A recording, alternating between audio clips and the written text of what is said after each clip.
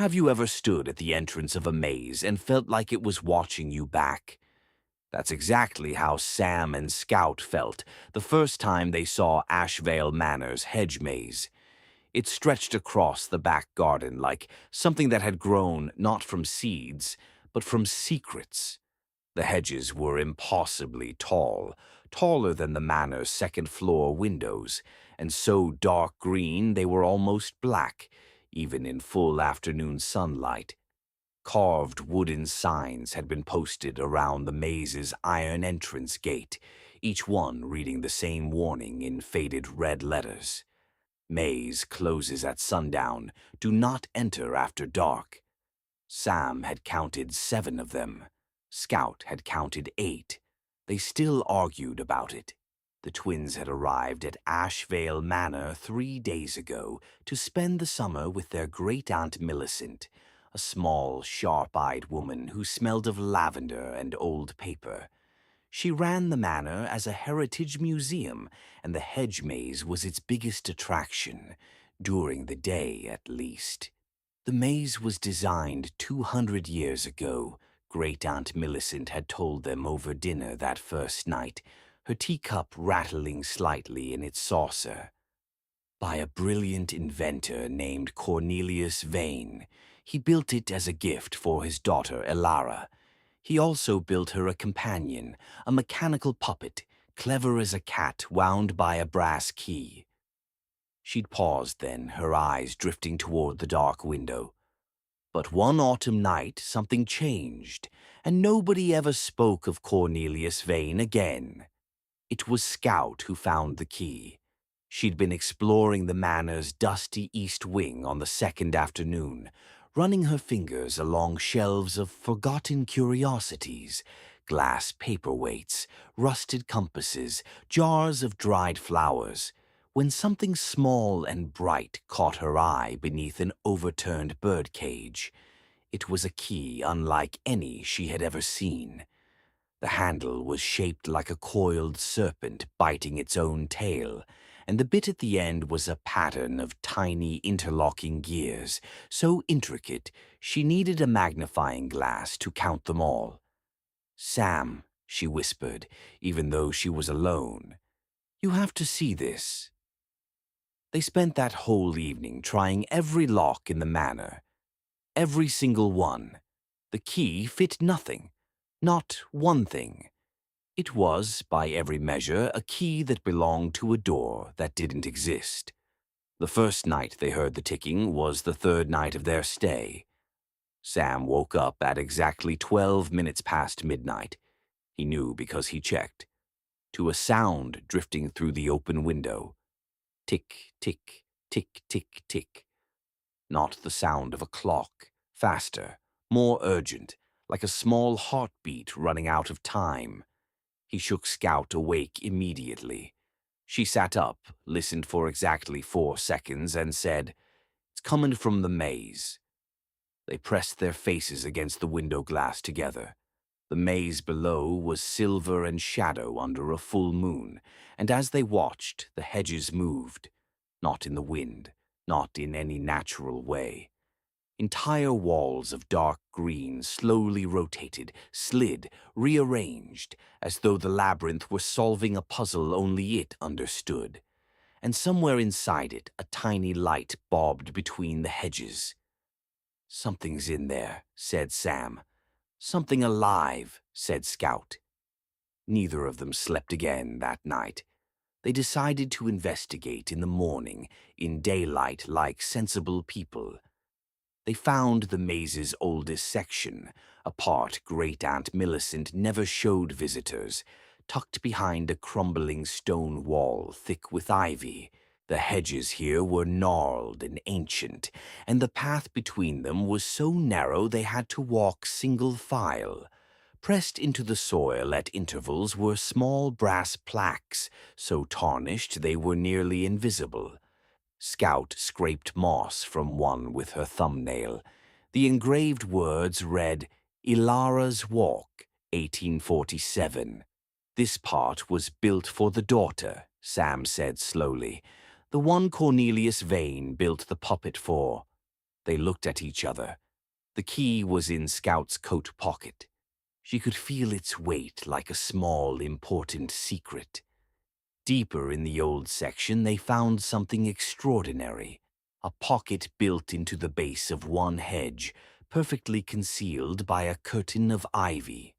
Inside it was a small leather journal, its cover warped by decades of morning dew. The ink inside had faded to the color of old tea, but Sam read aloud in a careful voice while Scout held the magnifying glass steady. The journal belonged to Ilara Vane herself, written when she was 11 years old, almost their exact age. The last entry, dated October 14th, 1847, read, "Papa has finished Tick. That is what I named him. He is made of brass and copper, and something Papa calls loving intention. He winds with the serpent key, and when he is wound he dances and speaks, and knows my name. But tonight, Papa was called away suddenly. He took nothing with him. He left Tick wound and waiting. I do not know where Papa has gone. I do not know when he will return. Neither does Tick. I think that might be the saddest thing in the world." That night, Sam made the decision that Scout had already made, but was waiting for him to catch up to. "We have to go into the maze after dark," he said. Scout handed him a torch without a word. They slipped out through the manor's kitchen door at 11:30, the serpent key tucked safely in Sam's front pocket, a hand-drawn map of the maze in Scout's. The air smelled of night-blooming flowers and something older, oil, maybe, or metal warmed by friction. The maze entrance yawned open before them, and even though every instinct said wait until morning, they walked through the iron gate together, shoulder to shoulder. Behind them, the hedges began, very slowly, to rearrange themselves. The maze moved around them as they walked. Not violently, almost thoughtfully, the way someone rearranges furniture to make more room. Paths that had been open when they entered were closed off, and new corridors appeared ahead. Scout kept updating her map in real time, crossing things out and redrawing them in pencil. Sam kept the torch beam steady. The ticking grew louder with every turn. Tick, tick, tick, tick. And then they rounded a corner into the heart of the maze, a circular clearing with a stone fountain at its center, long dry. And they saw it. A figure, no taller than a large cat, sitting on the fountain's edge. It was made entirely of brass and copper, its jointed fingers resting in its lap, its painted wooden face tilted up toward the moon. Its chest rose and fell very slowly, each movement accompanied by a labored click. Its eyes, two chips of amber glass, turned and found them. The ticking stuttered. Then, in a voice like a music box winding down, it said, "Have you seen my maker? I have been looking for such a very long time." Scout grabbed Sam's arm. Sam grabbed Scout's. For a full 10 seconds, neither of them breathed. The puppet, Tick, Ilara's Tick, regarded them with those amber eyes. And it wasn't the way a frightening thing looks at you. It was the way a lost thing looks at you. Desperate, exhausted, hoping. Its gears turned with increasing effort, each tick slower than the last, and with a terrible clarity Sam understood. Tick was running down. Whatever energy Cornelius Vane had wound into him almost 200 years ago was finally, nearly gone. "It's not dangerous," Scout whispered, her voice very certain. "It's dying." And then came the twist that made everything fall into place. The thing that answered the question of what really happened the night everything changed. Because Tick, gathering the last of his winding energy, reached into the cavity of his own chest and withdrew a folded piece of yellowed paper. Sam took it carefully, unfolded it with trembling hands, and read it aloud. It was a letter from Cornelius Vane. He had not abandoned his daughter. He had been summoned urgently to the city, and he had written this letter of explanation. But he had given it to Tick to keep safe and deliver. And Tick, faithful and literal as only a clockwork mind can be, had interpreted his instructions precisely. He had waited for Cornelius to return so that they could deliver the letter together. He had waited for 177 years. Cornelius Vane was never coming back. He never could. And Tick, who could not understand death, had simply kept waiting and searching, winding the maze around himself in his grief, not to frighten anyone, but to keep hope alive. Scout was already pulling the serpent key from Sam's pocket before he'd finished reading. "He needs to be wound," she said quietly. "One last time, so he can rest." "Is that what he needs?" Sam asked Tick directly. The puppet's amber eyes moved slowly. His voice was barely a whisper of gears now. "I only wish to sleep," Tick said. "I have been walking for so long, and I wish someone to know that he loved her, that he was coming back." Scout stepped forward to the fountain's edge. "We know," she said gently. "Alara's journal is still here. She knew he loved her too. She called you her friend." Tick's painted face could not change expression, but something in his stillness felt like relief. Scout fitted the serpent key into a small slot just below his collarbone. A perfect fit, of course, as they had always known it would be, and turned it 3 times slowly. The clearing in the heart of the maze filled with the most extraordinary sound.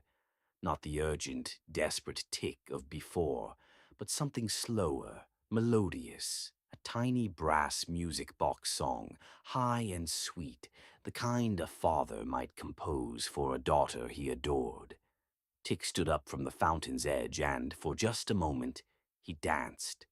A small, perfect spinning dance, right there under the full moon, in the heart of the ancient maze. Then, as gently as a clock finally reaching midnight, he grew still. His eyes dimmed to a warm amber glow, then went dark. He sat back down on the fountain's edge, peaceful as a thing that has finally, fully, come home. The hedges around the clearing shuddered once, and then were still too. And when Sam and Scout walked out of the maze in the gray-pink light of early morning, Great Aunt Millicent was waiting at the kitchen door with 2 mugs of hot chocolate, her sharp eyes very bright. "I rather thought it would be you two," she said softly. "It always had to be someone kind enough to listen." Sam and Scout looked at each other over their mugs. They had gone into the maze with a key that fit no lock. They had come out having unlocked something far more important. The truth, at last, about the night everything changed. And Tick, who had searched for almost 2 centuries, had finally, blessedly, found what he was looking for, someone who understood.